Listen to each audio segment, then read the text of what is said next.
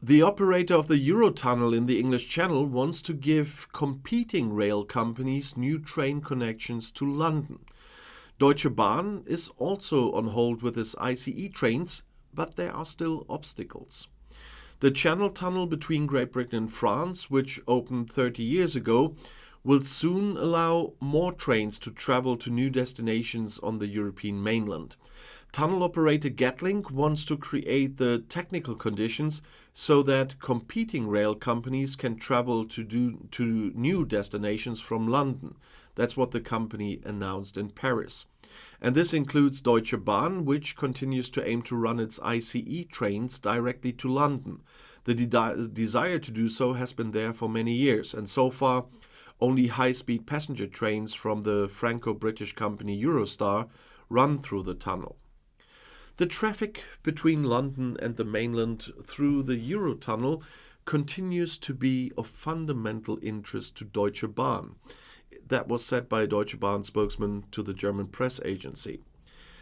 DB's international long-distance transport is showing high growth rates, and the trend in transport to Great Britain is also clearly moving towards environmentally friendly rail. However, both routes and trains are currently not yet equipped with a consistent European Train Control System ETCS, said the DB spokesman. The approval of our ICE trains for Belgium, Northern France and England depends on this equipment, he says.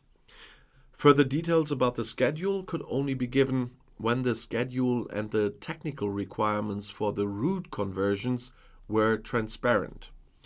As early as 2013, the DB originally planned to have its ICE trains run from Frankfurt via Cologne, Brussels and Lille to London and back 3 times a day.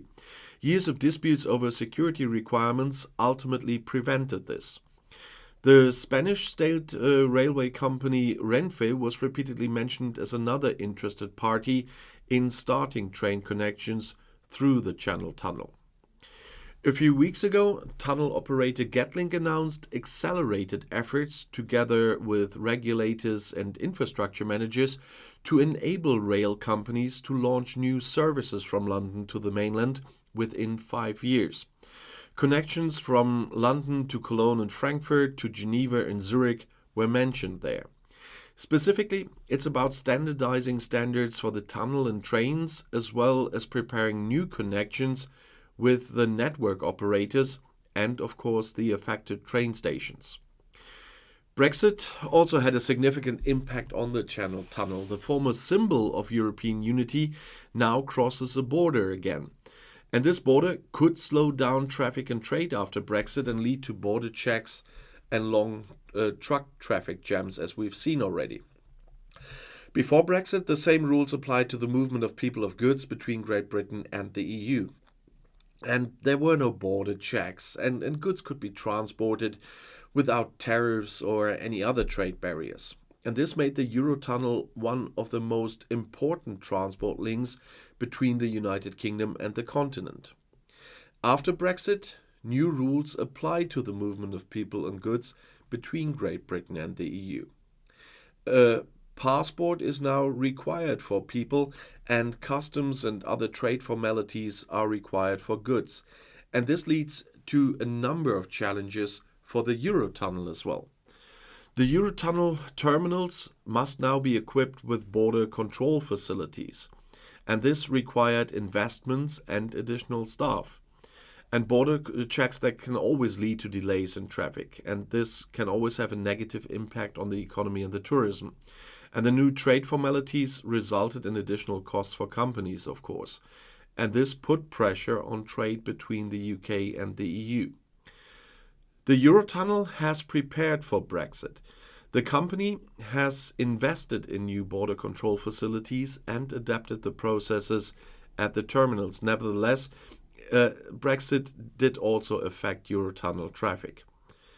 But the preparations for Brexit were quite there, I must say, because there were investments in new border control facilities, as I said, and Eurotunnel has invested in those facilities, including new control buildings, scanners, and also staff.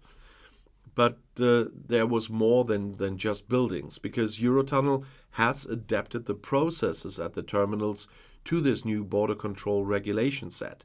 And these include, among other things, new waiting times for passengers in trucks, unfortunately. And Eurotunnel has introduced new digital systems to speed up border controls. And these include, among other things, a new online registration system for trucks. It is, of course, still too early to say what the long-term impact of Brexit will be on the Eurotunnel. However, it is likely that Brexit will continue to affect traffic and trade between the UK and the EU. But as I said in the beginning of the video, they were still trying to find new ways to deal with the new reality that we all have.